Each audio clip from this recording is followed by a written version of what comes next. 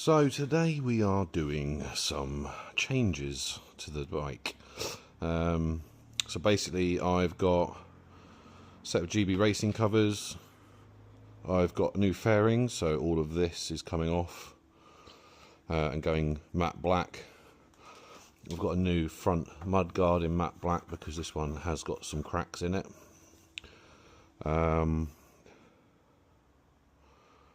Yeah, so we've got some bits to be getting on with today. We've got some I have got new fairings for the front, however I do plan on fixing the front headlight here, because this one, I don't know if you can see, but it has got cracks in it and the lens. For now I've just stuck the protectors on, but this is an internal fault. It's quite a well-known issue with the MT10, especially the Gen 1,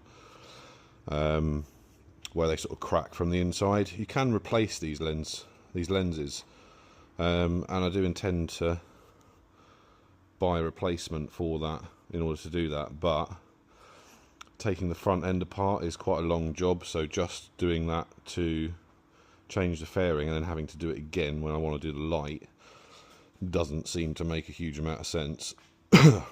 So yeah, all of this is going matte black. The tank itself, these are coming off, and I have got a gloss black tank cover, so it's going to be majority matte black with a gloss black tank, and then obviously, like I said, the new engine covers as well, which will be matte black instead of the sort of shiny anodized metal. But yeah, I will crack on and let you know how to do each section. So I still see quite a lot of people struggling with these side sort of scoops and how to get them off. Now, I don't know if you can see down here very well, but you've got these push pins, so sometimes you do need a little bit of effort, but you can normally just push them in and then they slide out. So you've got one at the top there, and then there's another one right down the front here, and it's a bit more awkward to get to. What I tend to do is full lock to each side. That'll give you a bit more space. You've got to kind of feel around for it, and it's pretty much where this big cable is here. There's another cable right where my finger's touching there. Behind that, it's just there. So it is the more awkward of them to get back in again as well. But if you just push the pin in, you should then be able to just undo these two bolts,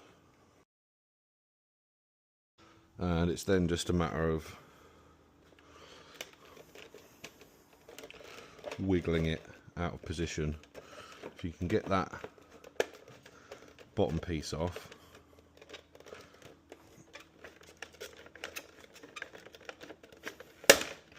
it should just unclip and sort of jiggle it around a little bit. Get that bit off first. I think the push pin hasn't come out properly, so let's get that out.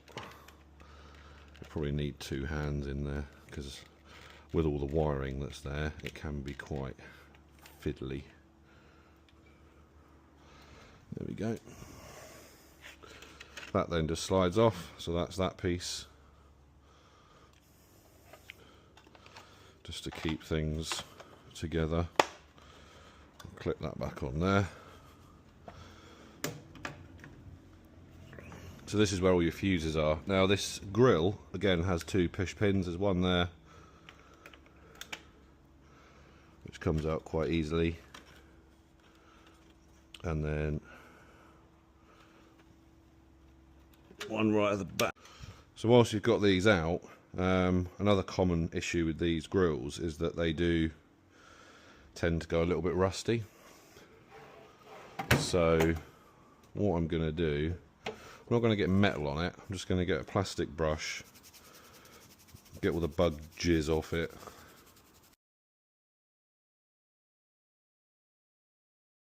I don't know if you can see that on the camera, but there is some little rust spot in here. It's not awful, but I have seen some that are really bad, and they look orange even from a distance. So I think I will give these a paint up just before reinstalling the new side pieces, and I'll show you how they look. So in order to remove this side fairing here, you're going to have to take your fuse box out of the way. So there's a screw there.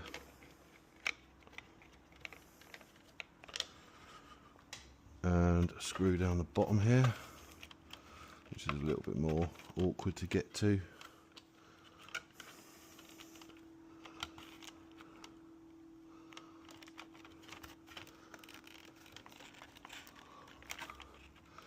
You might just have to unhook that one out of the way to be able to get to that.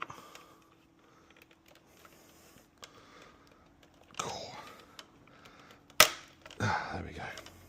A little bit seized in there. Probably never been taken out, so it's understandable.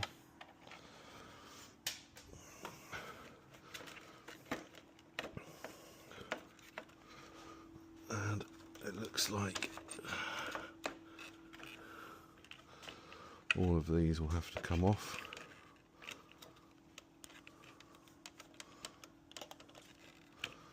So they are just fuse holders on these little rubber clips. So these two here, you've got this little clip down here, so you just literally push that in, those pop out like so, and then that one just slides off, and you've now got slightly better access to get all of this off. Now we've got another screw there. Oops.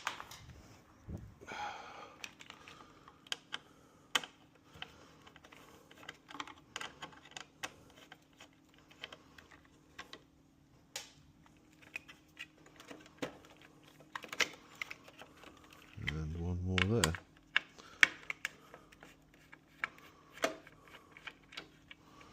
So that takes your fuse holder mount out. I'll give that a bit of a clean before we put it all back together as well, because it's a bit dirty.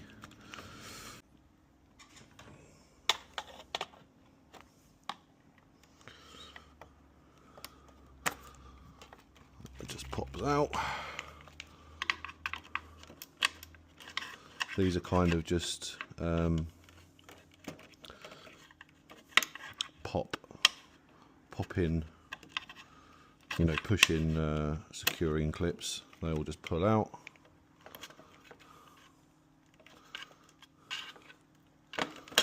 Like so. And then you've got a bolt there holding this together. So I'll do that now. So before I take that off, I'm going to remove this piece as well. So the kit that I bought, is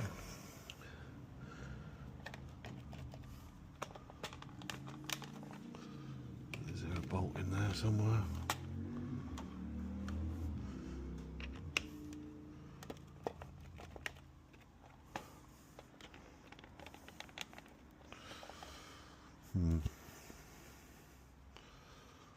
Let's take that one out.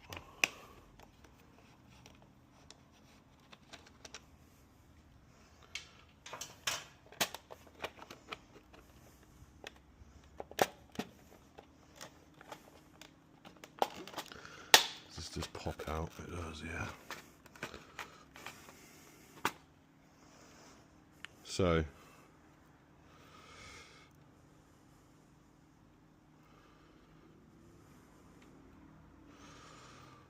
Right.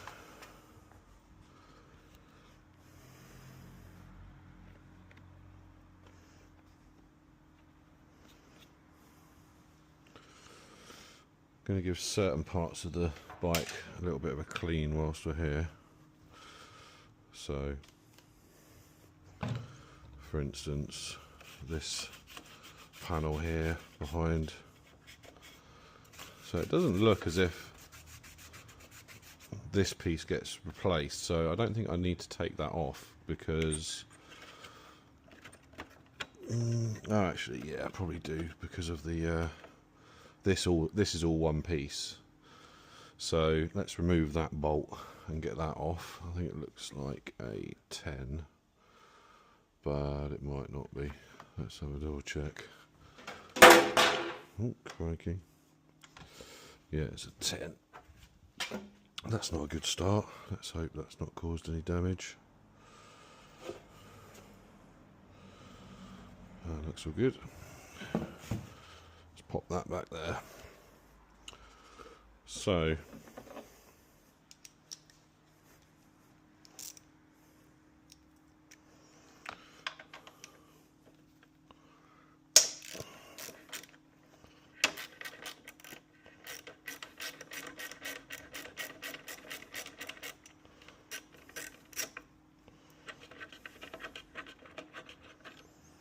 get that one out. We can remove that mounting. Cool. So we've now got full access to all of this panel here. So the grill inside here, to remove these little clips, I've just got a plastic like car interior removal kit, and you just want to pry these underneath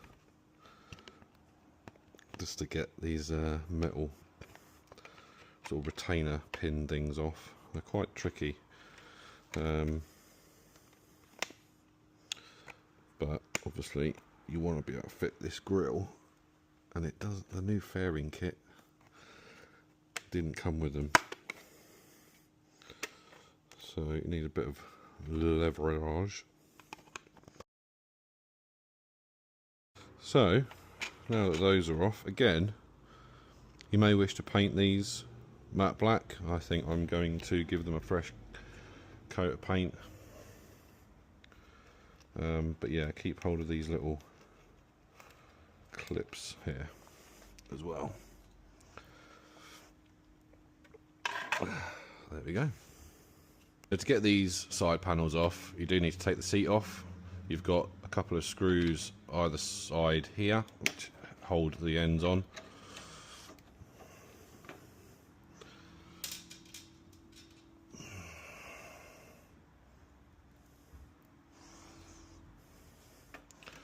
And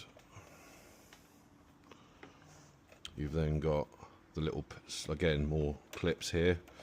Now, as far as I know, once you've got that one out,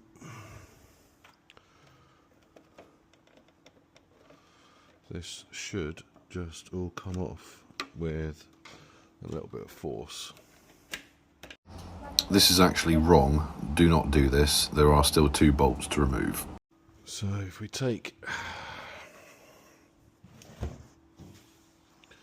the other split clip from that side, that should come off quite easily.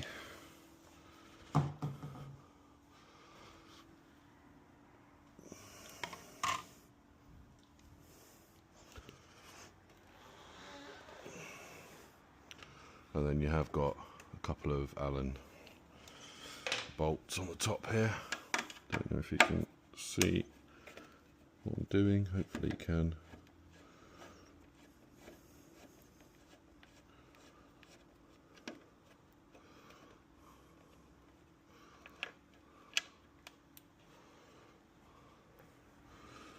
That's that one. And then this should, he says, just pop off with these little grommets and this clip here Now you will need that, so remove that. But the rest, other than these clips here to put on the new fairing, that's it. You don't need anything else off this as far as I can see, because it's just grommet there, push grommet there, bolt there under the seat.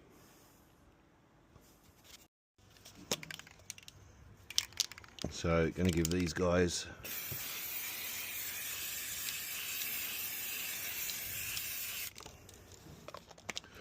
few coats of fresh black paint.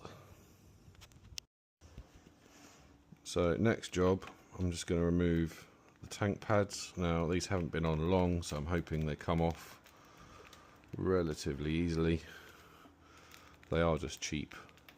I think they cost me about 14 or 15 pounds.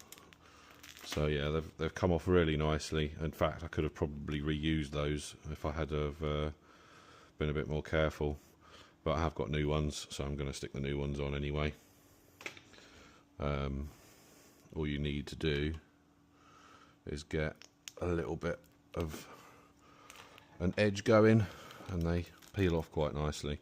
This one looks like it might leave a bit of residue though, saying that. I would normally have heated these up to get them off easier. However, as you can see, there's quite a lot going on over there, and I thought it would just be too much faff, to be honest. And this stuff is pretty easy to just roll off with your fingers. It's not like super gunky or anything. So yeah, I'll get that off and I'll come back to you. So that's this side all taken apart. All the tank fairings are off. I have given them a wipe just to get some of this glue off, but there is a tank cover going on it, so it doesn't have to be perfect because it's not going to be seen anyway. But yeah, I'll get on with the other side and be back shortly. Whilst I'm over here, I might as well remove this one. There we go. Right, so this side is going to be very similar. I have a feeling it's going to be slightly easier, however, because I don't think there's as much wiring and whatnot behind this scoop as there was the other one. So I think that just slides off. It's very easy. I'll get the grill out of there as well. And but similarly, so again, you've got these two push clips. So I'm going to full lock it over to that side. This side is easier though. So that side should. I haven't probably pushed it in quite far enough. Sometimes you just need to get the end of a screwdriver or Allen key just to get the pin, this pin, in enough to then sort of wiggle it out. We've then got again the one down the bottom, which is also again quite fiddly, but again easier to reach. Like you can see, hopefully see that one there has already come out. And then I would, looking back, I would recommend removing these two bolts first, just so that you're not putting any unwanted tension on the bracket there. However, I forgot.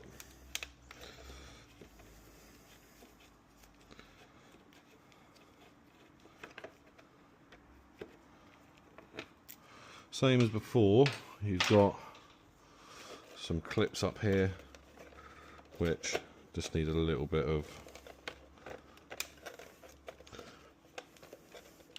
manoeuvring, let's say, to get them to come off.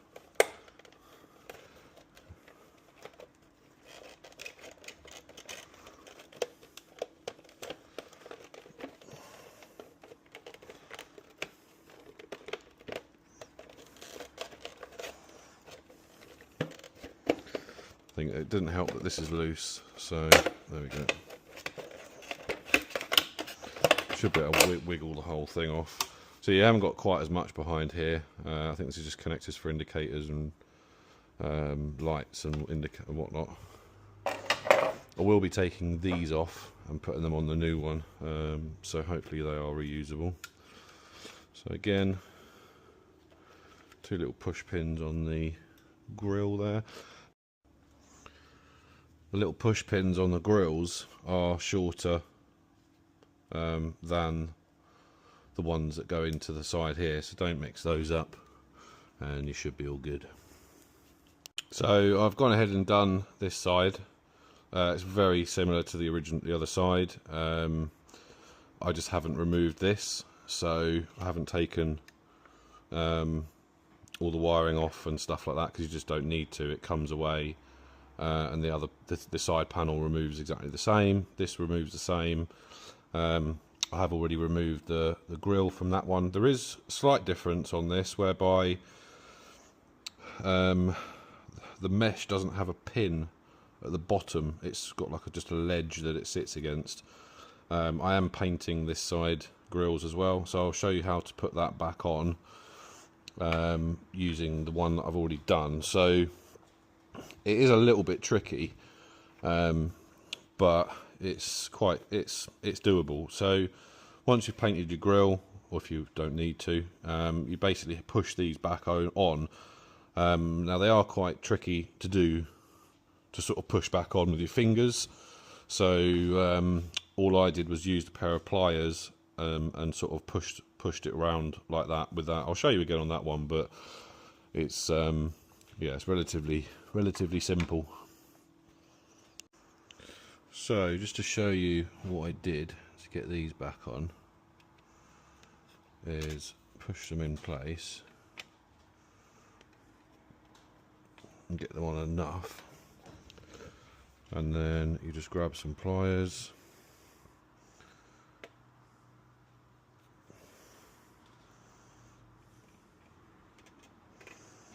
and then push them down over the pin.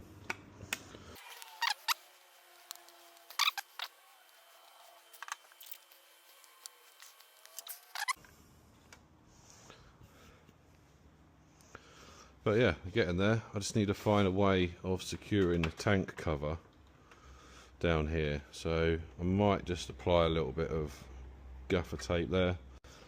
Not sure yet though. But yeah, a little bit of tape there, or some sticky back stuff might work. So I've put the seat back on, and the seat actually does push the tank cover in. Probably not as much as I'd want it, but enough to kind of hold it in place. So yeah, I don't think I'm going to stick anything on it, because I think it's going to damage it. But yeah, might want to do that if you want to be a little bit more secure and not have things clicking and whatnot when you're riding.